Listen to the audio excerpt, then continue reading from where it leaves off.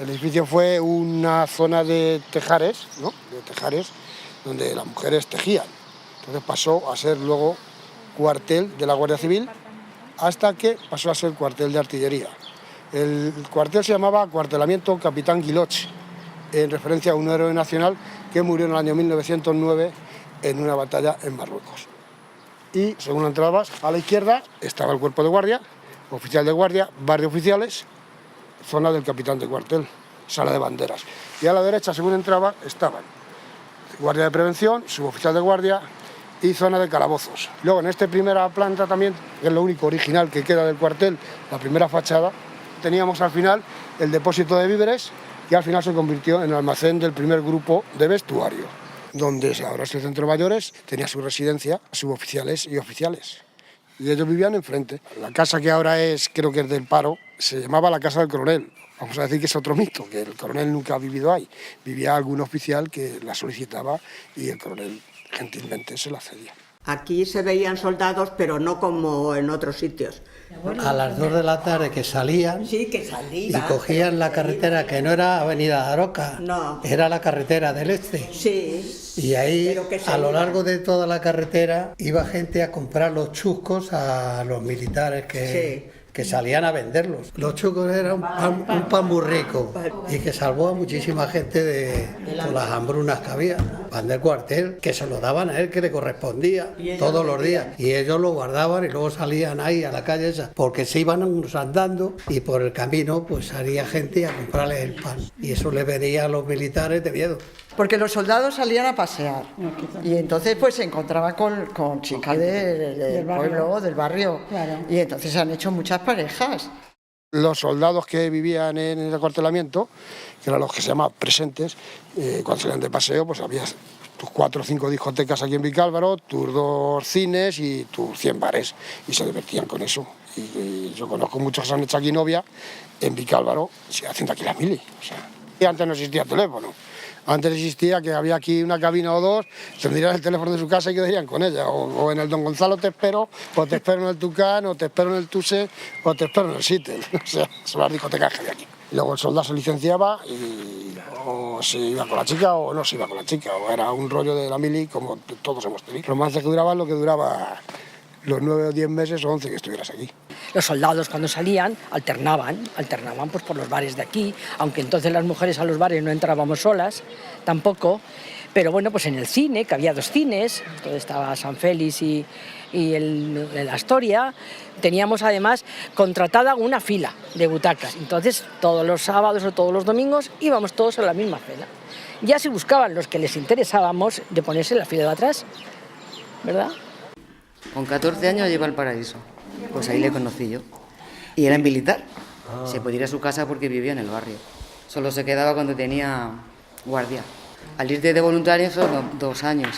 Hombre, te escribían cartas, pero vamos, yo desde mi casa le veía en la garita hacer la guardia. Vivía enfrente del cuartel. Era tan grande la garita que no se le veía, solo se le veía la boina. Y él hacía así, dice, soy yo. Entonces nos saludábamos de la ventana y ya le bajaba yo el bocadillo. Y hombre, ya a lo mejor si tenía un ratito, no sé cómo sería eso, que le daban 10 minutos y yo le llevaba el bocadillo y se lo comía ahí conmigo dentro del cuartel, claro. Era bastante común. El problema, ¿sabes lo que pasaba? Los que éramos voluntarios, nos íbamos a nuestra casa, nos vestíamos y éramos normales. Pero los militares que estaban aquí haciendo la mili, cuando tenían permiso salían, pero tenían que salir de militares. Y entonces era un hándicap muy grande salir al barrio y les veían, no se podían sobrepasar de bebida ni de otras cosas, de disciplina. Se cambiaban, tenían sitios específicos para cambiarse. Sí, bueno, cambiaba de su paisano, truco, claro, su truco se cambiaba de paisano y ya está. Y estaban 2 horas, se iban a un domicilio o algo a cambiarse, y ponían ropa normal, luego iban otra vez a cambiarse para volver aquí. Y la vigilancia militar hacía la vista gorda. O sea, a no ser que formaras una muy gorda, pues te hacía la vista gorda. Luego ya cambió eso, que en el año 87, 88 creo que ya se dejó salir a todo el mundo de paisano. Eso fue causa de la movida de la ETA y de todas estas cosas. Entonces a los militares ya no les dejaban salir de militar, de uniforme. Entonces les obligaban a salir de paisano, tanto para venir aquí como para ir. Salían los tanques de aquí y iban por San Juan, ahora se llama San Juan, subían allí al cerro y hacían las maniobras allí los tanques que hacían por las calles. Es un ruido, fíjate, un tanque que iba y salían no uno, sino bastantes tanques hacen maniobras allí en lo alto. Sí, vamos, claro que eso oía. Tú imagínate en una calle de estas que pasaran 10 o 12 tanques. El ruido que hacía, hasta retumbaban algunas veces las casas. Y yo, claro, acababa de llegar y cuando me casé y le digo a mi marido, ¡ay, debe de haber guerra! Digo, porque pasan unos tanques por la calle, unos tanques grandes que pasaban. Y yo me asusté y dice mi marido, no, si es que son de los militares que los sacan por aquí. Pero yo como acababa de llegar, me llevo un susto que para qué. Y entonces había un día al año que nos sacaban a la calle San Cipriano y había un desfile militar. Yo recuerdo los tanques pasando por la puerta del colegio y faltábamos a clase y las señoritas nos sacaban allí y bueno, pues saludábamos a los militares y había un desfile de tanques en la puerta del colegio. Y recuerdo que también un día al año nos llevaron al cuartel, que es lo que es ahora la Universidad Rey Juan Carlos, y nos montábamos en los tanques. Era como una especie de en lugar de columpios, había tanques y realmente digo que disfrutamos un montón aquel día. No éramos conscientes tampoco de que nos estábamos... A ver, sabíamos que eran tanques, pero nos tomábamos como si fueran columpios. Pues mira, es que yo cuando yo era pequeña, en esta avenida que veis aquí, eran las fiestas del... O sea, esto no era como es ahora, estaba todo, era todo descampado, era toda arena, y aquí se hacían las fiestas de San Juan. Entonces los mayores siempre te decían, madre mía, estamos aquí ahora con los cacharritos de feria y los conciertos, y aquí era donde se hacían esos grandes desfiles con tanques.